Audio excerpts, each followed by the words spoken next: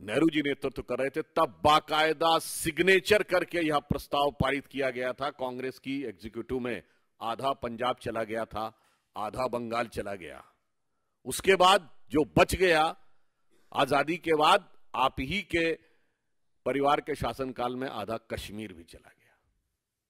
उसके बाद जो बच गया तो 62 में अक्साई चिन और मानसरोवर भी चला गया। अब मैं सिर्फ यह कहना चाहूंगा कि कांग्रेस यदि भारत जोड़ो की बात करती है तो इससे बड़ी विडंबना नहीं हो सकती। तो वो दो पंक्तियां उनको अंत में समराइज करती हैं कि अब मैं ना किसी का हबीब हूं, ना किसी का रकीब हूं, जो बिगड़ गया वो नसीब हूं, जो उजड़ गया वो दयार हूं, न किसी की आंख का नूर हूं, न किसी के दिल का करार हूं, जो किसी के काम ना आ सका वो मैं एक मुश्त गुबार हूं। मित्रों, आज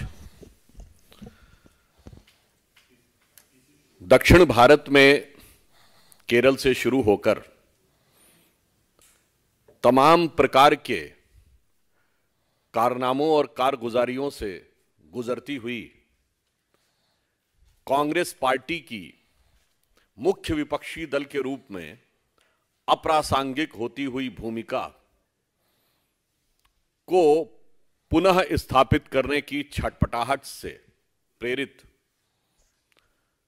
राहुल गांधी जी की तथाकथित भारत जोड़ो यात्रा आज समाप्त हुई। यह यात्रा, संयोग की बात यह है कि आज कश्मीर में समाप्त हुई और महत्वपूर्ण बात यह है कि महात्मा गांधी जी की पुण्यतिथि है, जो अहिंसा के सबसे बड़े प्रतीक थे, परंतु वो एक राज्य कश्मीर जो भारत में हिंसा का सबसे बड़ा केंद्र बना। ये वही कश्मीर है जिसके भारत में एकीकरण के लिए हमारे संस्थापक अध्यक्ष श्यामा प्रसाद मुखर्जी जी ने अपना बलिदान दिया था। ये वही कश्मीर है जहां स्वतंत्र भारत में एक ऐसा समय आया जब 10 वर्ष तक 26 जनवरी और 15 अगस्त को भी राज्यपाल भी झंडा नहीं फहरा सकते थे।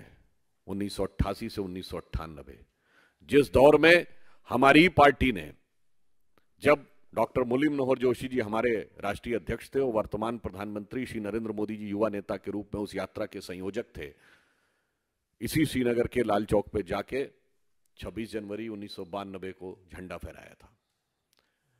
तो उन बलिदानों और साहस के दम पर यही कश्मीर जो अगस्त 2019 में जो भारत के साथ संपूर्ण और असंदिग्ध रूप में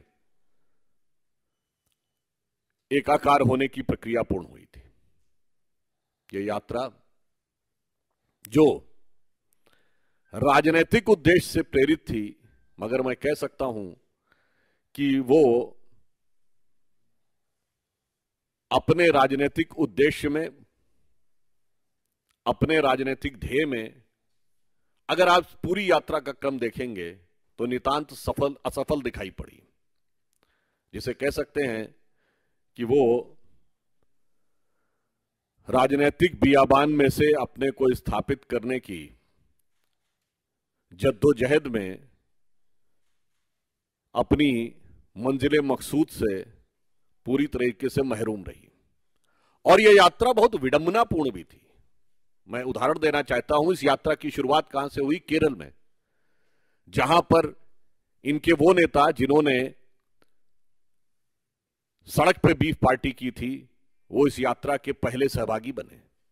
उसके बाद तमिलनाडु में एंटर करती है तो वो पादरी जॉर्ज पुनिया है जिसने एलानिया कहा कि वो जूते इसलिए पहनते हैं कि भारत की धरती को अपवित्र मानते हैं, और राहुल गांधी जी के साथ बातचीत में वो हिंदू देवी देवताओं पे तमाम टिप्पणियां कर रहे थे, वो उनके साथ बैठे दिखाई पड़े।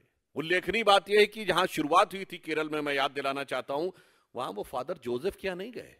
उसके बाद उनकी यात्रा का जो स्थायी साथी था, जैसे यात्रा में एक बारात में सहवाला चलता है ना, तो वो जो थे वो एक छात्र नेता थे जिनकी ख्याति टुकड़े टुकड़े की संज्ञा से जुड़ी हुई है और जिन्हें इसी यात्रा के दौरान कांग्रेस पार्टी के द्वारा राहुल गांधी के बाद सबसे लोकप्रिय युवा नेता का विशेषण भी दे दिया गया।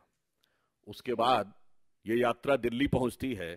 अनेक विपक्षी दलों से वो आह्वान करते हैं कि भाई अब तो आ जाइए, कोई आने को तैयार नहीं होता है।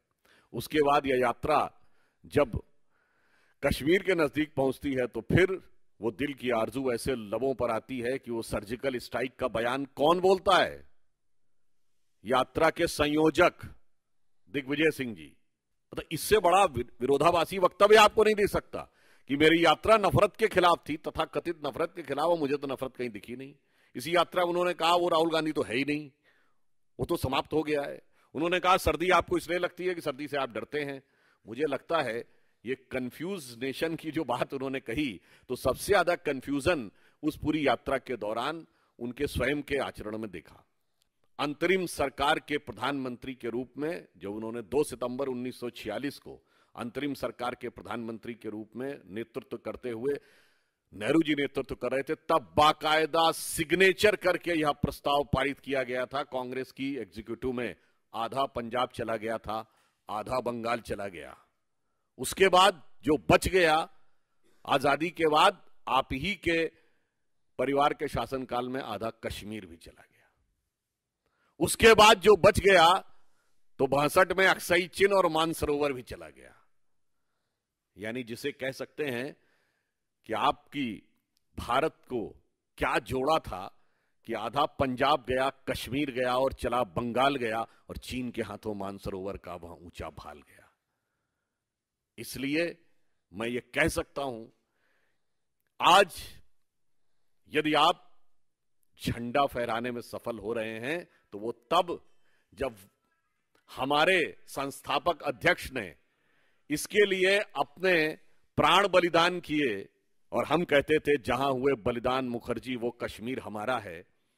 और उसके बाद समय समय पे हमने उस कश्मीर के लिए जान की बाजी लगाकर हमारे नेताओं ने वहां जाकर झंडा फहराया, और भारत के इतिहास के सबसे दृढ़ निश्चय के राजनीतिक निर्णय में जब हमारे प्रधानमंत्री जी ने 2019 में निर्णय लिया, तो आज वो हालात बने हैं कि वहां पर जाकर 26 जनवरी 15 अगस्त को डल लेक पे तिरंगे की पूरी लाइन दिखती है, कतार दिखती है, और आप यह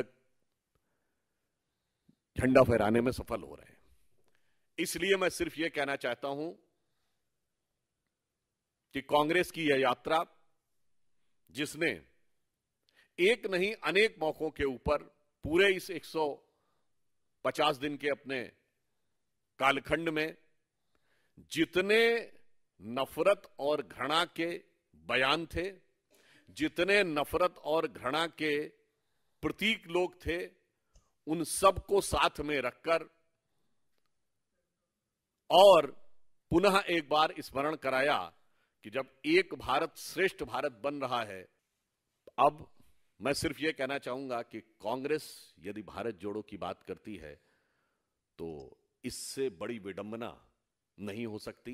तो वो 2 पंक्तियां उनको अंत में समराइज करती हैं कि अब मैं ना किसी का हबीब हूं, ना किसी का रकीब हूं, जो बिगड़ गया वो नसीब हूं, जो उजड़ गया वो दयार हूं, न किसी की आंख का नूर हूं, न किसी के दिल का करार हूं, जो किसी के काम ना आ सका वो मैं एक मुश्त गुबार हूं। धन्यवाद।